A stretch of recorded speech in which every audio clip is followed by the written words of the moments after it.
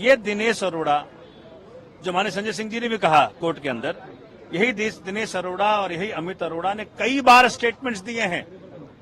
और एक बार तो इसके स्टेटमेंट में लिखा है कि क्या भैया संजय सिंह को आपने कोई पैसा दिया, वाला नो नेवर। तो ऐसी क्या बात हुई कि आज वो बदल गया स्टेटमेंट? बात ये हुई कि 1 अगस्त को इस शख्स को बेल मिला, ये बना अप्रूवर, और अप्रूवर बनने के बाद 14 अगस्त को ये स्टेटमेंट देता है। उस पे क्यों कोई ट्रस्ट करेगा? वो नेचुरल सी बात है, किसी का तुम कान फाड़ोगे, किसी का दांत तोड़ोगे, किसी की परिवार को धमकी दोगे, आप इस शर्त पे कि भाई तुमको तभी छोड़ेंगे जब तुम इन व्यक्तियों का नाम लोगे। तो संजय सिंह का छोड़ो, वो तो मोदी का नाम ले ले। सर, ईडी ने कुल कितने करोड़ रुपए लेन देन का आरोप लगाया है? कहा है कि 2 बार में 1-1 करोड़ रुपए हुए, फिर 1 करोड़ रुपए बाद में किसी के। ये तो ईडी से पूछो भैया जी। ये तो जीरो, मेरे हिसाब से ये सब हवा हवाई है। माननीय उच्चतम न्यायालय भी देख रहा है इसको, माननीय न्यायालय भी देख रहे हैं इसको। हवा हवाई है, एक नए धेले की रिकवरी नहीं, एक नए धेले का ट्रेस नहीं, एक नए धेले का एविडेंस नहीं। तो कौन किसकी पैसा?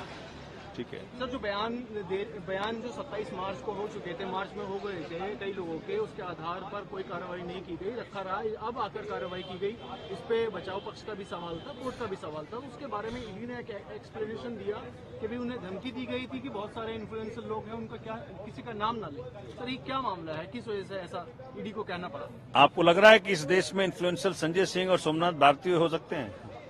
इस देश में इन्फ्लुएंसर वो होगा जिसके हाथ में आज ईडी है, सीबीआई है, वो इन्फ्लुएंसर हैं।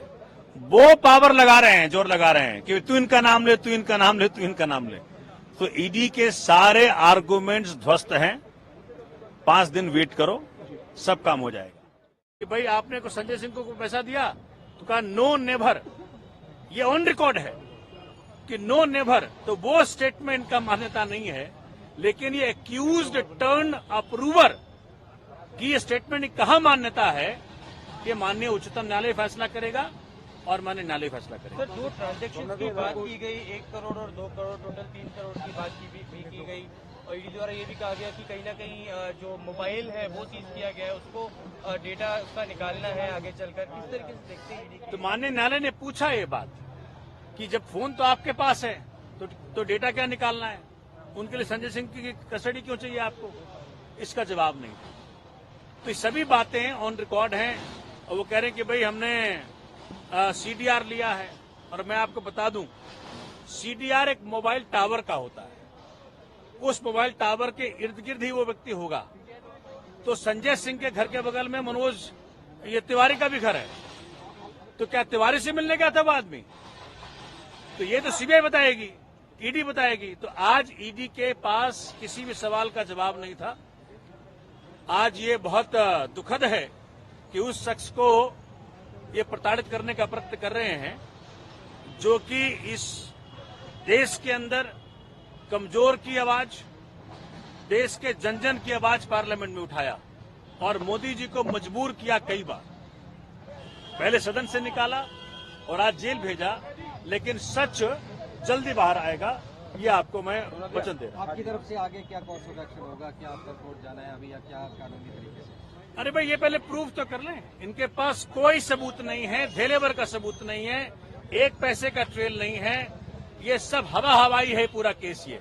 ये इसीलिए किया जा रहा है क्योंकि एक व्यक्ति है इस देश के अंदर जिससे माननीय मोदी जी को डर लगता है, उसका नाम अरविंद केजरीवाल।